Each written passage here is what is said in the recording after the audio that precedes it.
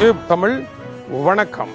ஈரானில் இருக்கும் இந்தியர்களை உடனடியாக கிடைக்கின்ற விமானத்தில் அல்லது சார்ட்டர்ட் விமானங்களை ஏற்பாடு செய்து உடனடியாக அந்த நாட்டை விட்டு வெளியேறிவிடுங்கள் என்று இந்திய தூதரகம் ஈரானினுடைய தலைநகர் தெஹ்ரானில் இருந்து அவசர அறிவிப்பு விடுத்திருக்கின்றது. கடந்த தை மாதம் 14ஆம் திகதி இது போன்ற அவசர அறிவிப்பு ஒன்றை இந்திய தூதரகம் வழங்கியிருந்தது. இப்பொழுது அதே அறிவிப்பை வழங்கி இருக்கின்றது. மிகவும் பதட்டமான ஒரு சூழ்நிலை இருக்கின்றது.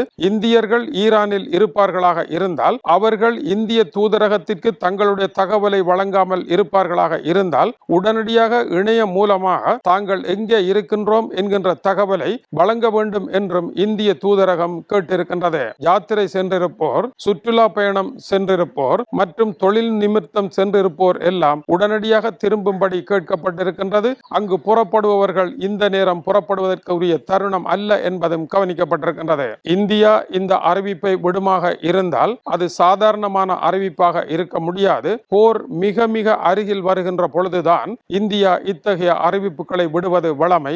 எனவே இந்த போர்க்களமானது திடீரென தீப்பற்றக்கூடிய அபாயம் இருக்கின்றது. இதற்கான கடைசி எல்லை வியாழக்கிழமை தான். வியாழக்கிழமை என்று பேச்சுவார்த்தை முறிவடையுமாக இருந்தால் தாக்குதலை நடத்த வேண்டிய ஒரு நெருக்கடியான நிலை வரும். அந்த நெருக்கடி பொதுமக்களுக்கு பெரும் பிரச்சனையை உருவாக்கும். இந்த நிலையில் பாகிஸ்தானும் தன்னுடைய வீரியத்தை காட்ட ஆரம்பித்திருக்கின்றது. ஆப்கானிஸ்தான் எல்லையில் பாகிஸ்தான் விமானங்கள் குண்டு வீசி தாக்கியதில் 18 பேர் மரணமடைந்திருக்கின்றார்கள். இவர்களில் பெண்கள், சிறு பிள்ளைகள் அடங்கும் என்று கூறப்படுகின்றது. 20 பேர் வரை படுகாயமடைந்திருக்கின்றார்கள். ஆப்கான் அரசின் தகவலின்படி ஒரு வீட்டில் இருந்த குடும்பத்தினரை குறிவைத்து தாக்கி இருக்கின்றார்கள். 23 பேர் இருந்தார்கள் என்றும் 4 பேர்கள் இடிபாடுகளுக்கு இடையில் இருந்து மீட்கப்பட்டதாகவும் தெரிவித்திருக்கின்றார்கள். பாகிஸ்தானினுடைய ராணுவம் ஆப்கானிஸ்தான் பாகிஸ்தான் எல்லையில் இருக்கின்ற நங்கர்கார் பகுதியில் இதுபோன்ற தாக்குதல்களை தொடர்ந்து நடத்தி கொண்டிருப்பது குறிப்பிடத்தக்கது. ஆப்கானிஸ்தான் பாகிஸ்தான் முருகலும் ஆப்கானிஸ்தான் பிரஜைகளை பாகிஸ்தானை விட்டு வெளியேறும்படி பாகிஸ்தான் கூறியிருப்பதும் அவர்களை பயங்கரவாதிகள் என்று பட்டம் கட்டி இருப்பதும் கடந்த சில வாரத்தின் நிகழ்வுகளாகும். அதனுடைய உச்சகட்டமாக இது இருக்கின்றது. ஈரானுடைய போர் ஆரம்பிக்குமாக இருந்தால் ஈரான் அருகே இருக்கின்ற ஆப்கானிஸ்தான், ஆப்கானிஸ்தான் அருகே இருக்கின்ற பாகிஸ்தான் என்று இது ஒரு சங்கிலி தொடர் போல பட்டாசுபடி படபடவென பற்றி கொள்வது போல பற்றி கொள்ளக்கூடிய அபாயம் இருப்பதையும் மறுப்பதற்கு இல்லை. இதற்கிடையில் மெக்சிகோவில் போதைவஸ்து கும்பலின் மீது நடத்தப்பட்ட தாக்குதலில் சுமார் 70 பேர் வரை இதுவரை மரணமடைந்திருப்பதாக கூறப்படுகின்றது. அமெரிக்கா களம் இறங்கி போதைவஸ்து கும்பல்களை தாக்குவதற்கு முன்னதாக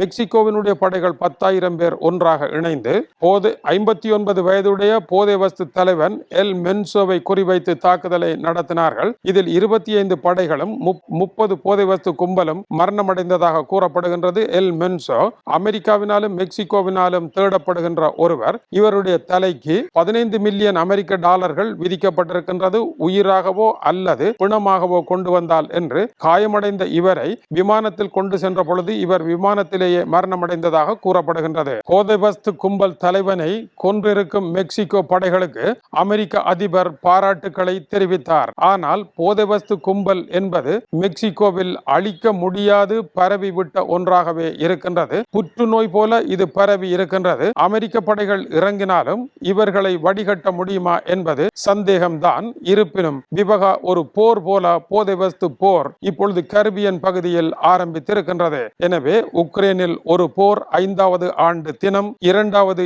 ஈரானில் ஒரு போர் வியாழக்கிழமை ஊஞ்சலில் ஆடுகின்றது. பாகிஸ்தான் ஆப்கானிஸ்தானில் இன்னொரு போர் குண்டு வீச்சினால் பலர் மரணம். இதேவேளை தென் அமெரிக்காவில் போர் தொடங்க இருக்கின்றது. அந்த போரின் அடையாளமாக மெக்சிகோவின் தாக்குதல். சீனா தைவானில் என்ன செய்ய போகின்றது? பாகிஸ்தான் இந்தியாவினுடைய நிலை என்ன? இப்படியான கேள்விகள் எல்லாம் உக்ரைன் ரஷ்ய போரின் 5வது ஆண்டில் உலகின் முன் வந்திருக்கின்றது. உக்ரைனிய அதிபர் கூறியது போல உலக போர் வராது என்று பீட்டர் வீகோ ஜேக்கப்சன் மதிப்பீடு செய்கின்றார். ஆனாலும் கூட உலகம் முழுவதிலும் போர் நடக்கும். அது உலக போராக இருக்காது. இதுதான் யதார்த்தமாக காணப்படுகின்றது. இது டியூப் தமிழினுடைய உலக செய்திகளுக்காக இலங்கை வடபுலம் யாழ்ப்பாணத்தில் இருந்து கீசே துறை. வணக்கம் உறவுகளே.